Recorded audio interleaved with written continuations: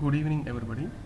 Today, we would like to discuss about accessing of CSV data values into Java applications. As we know, CSV nothing but a comma separated value file. So to create this CSV file, we can use Excel software where we can type our information in CSV format.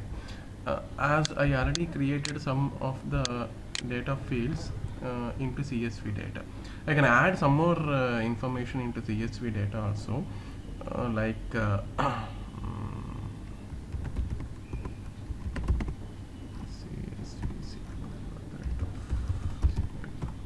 and some mobile number and country. So here I am giving the information for for the columns name, email ID, mobile number, country. This header column names is very important and should be mapped with Pojo class in our Java application, so that we must give this type of column names for CSV data. We should remember about this point.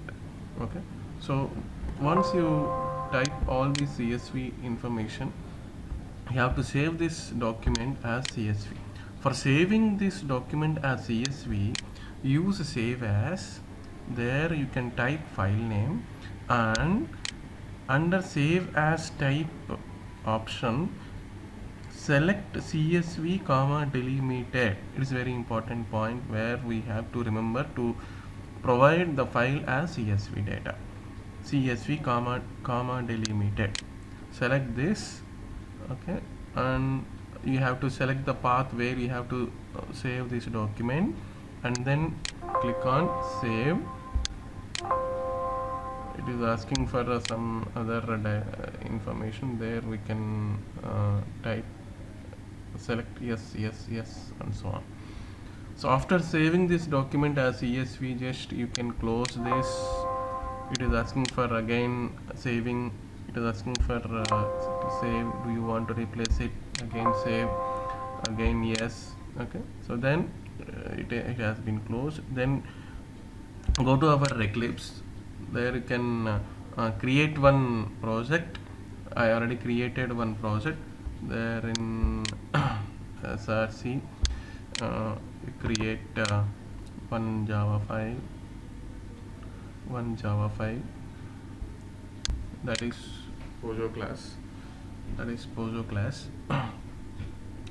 I'm giving, suppose CSV user.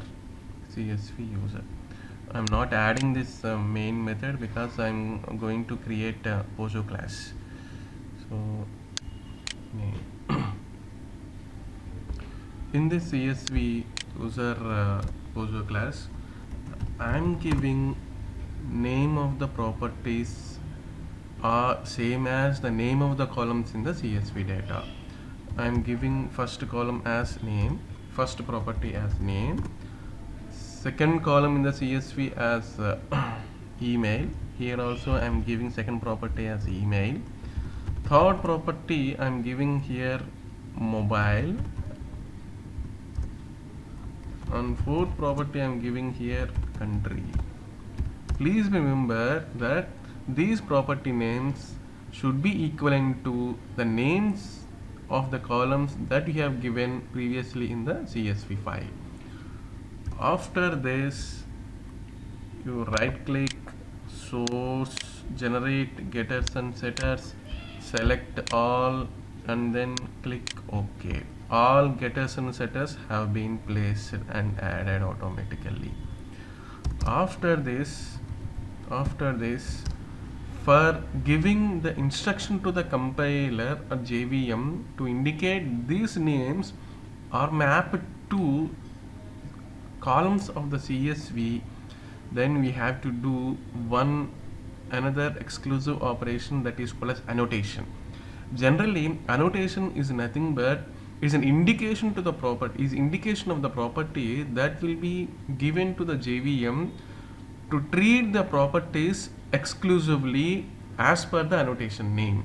So that is the thing why we have to use annotation. Here I'm using the annotation. Generally annotation starts with at the rate of. So I am using the annotation. Name of the annotation here. See, CSV bind by name. Okay, so we have to use that annotation, CSV bind by name. It shows the error. So CSV bind by name are there in a specific package. We can include that package here. Yeah, so the package name here not shown. Okay, related to CSV. For adding the packages, we should add one specific jar files where we can use those different jar file classes into our application for accessing CSV data. For doing this, you go to project, build path, configure build path, add external jars. There we need to have four different jar files related to CSV operations, CSV file operations. Okay, open CSV, commons log, commons lang, commons collections, commons bean util. So all these CSV jar files we have to include into our project. For this, select all these jar files and then click OK. Okay. So this annotation error has been closed. Okay, see this annotation there in the package com.opencsv.bean.csv bind by name. So this will be included automatically once CSV related jar files have been included into your project. So this annotation is to be repeated to each and every property before the property name. That is very important point. Before the property name. Here before the property name. Okay. So now bean class has been completed. Otherwise POSO class. Okay, now we can also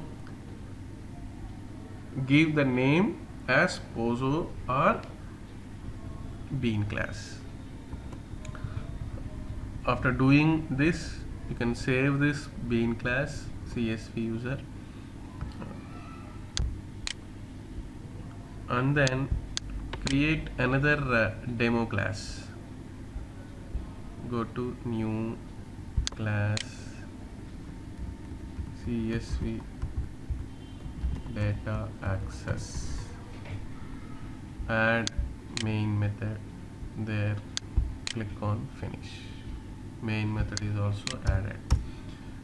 Under this, so we need to write a code in such a way that the CSV data should be accessed and written to our application. Get access of the CSV data into our application. So as I already coded that information, just use this code and copy this and paste this code into our main method.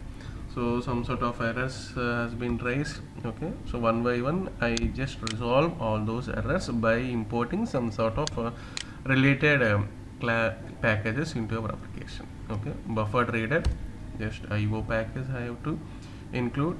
Okay, and file reader I have to include IO package. CSV to bean is also there in com.opencsv.bean, which has already been included into our application just now previously, and CSV to bean builder. Okay, error has been closed.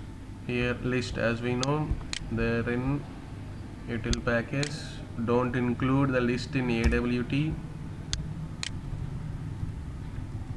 then yeah, no errors, no issues. Okay, coming to line by line explanation of CSV. See, as we already created a CSV file with the name customer, okay, that is there in yeah, this is customer.csv. Okay, for this, first of all, you have to copy this file, go to our project, right click, paste. So our CSV data file should always be there in our application only. If that happens, then we can use this statement dot slash csv file name dot csv. Otherwise, you have to give a complete absolute path where customer dot csv is existed. Okay, so simple thing, you just copy that CSV file and paste that CSV file into our project. Yeah, so that customer.csv file is given to file reader, which will be again given to buffered reader. Now, for the sake of getting reading of that CSV data in easiest manner, we are creating the object of buffered reader. This buffered reader, I am giving this object to CSV to bean builder object. CSV to bean builder object, which is specific to CSV user of bean class. CSV to bean builder. Okay, and along with this, I am giving the instruction of how to access that CSV data. Yeah, with type CSV user dot class, with ignore leading white spaces true, and then at last build. Okay, so with the type csv dot user, so the information which you are reading from the csv data should be mapped with the properties of csv user just now we have created. And if any type of white spaces occurred in any columns, that should be ignored. And then at last, after all these things completed, then the CSV to bean builder object will build a framework for reading the specific data values from the CSV. Now we are getting CSV to bean object. Use this bean object here, CSV to bean. Use this bean object and calls parse method. Once parse method is executed, then as per the instructions which we have given while we are creating the object of CSV to bean builder, it will parse the data of CSV file and return a list object with specific CSV user to us in the application. That object we are storing into CSV users object, which is a list. Okay, and this list can be converted into array list, linked list or queue, whatever it may be. Okay, because it is a list is a superclass for all list objects. Okay, here just once you are getting a list object, so then you can do any type of operations on the list for processing as per the application requirements. Just here I am using this list object for printing only. CSV users colon CSV users, then every object will be read from list and stored into CSV user, and from this CSV user I just call name, getter method of email, getter method of mobile, getter method of country. Then those are printed in order wise: name, email, phone number, country, okay, which are there in the list object, which is done there in the CSV file. Okay, so you just save it and then go to file, demo file, select Java application. Yeah, so we got the output with, see that, first row data, second row data, and third row data, and fourth row data, and fifth row data, sixth row data, seventh row data, eighth row data, ninth row data. So every row will be accessed into our application as a list. Once we are getting that information into list object, then we can do any type of operations. Yeah, this is the way how we have to access the CSV data into our application.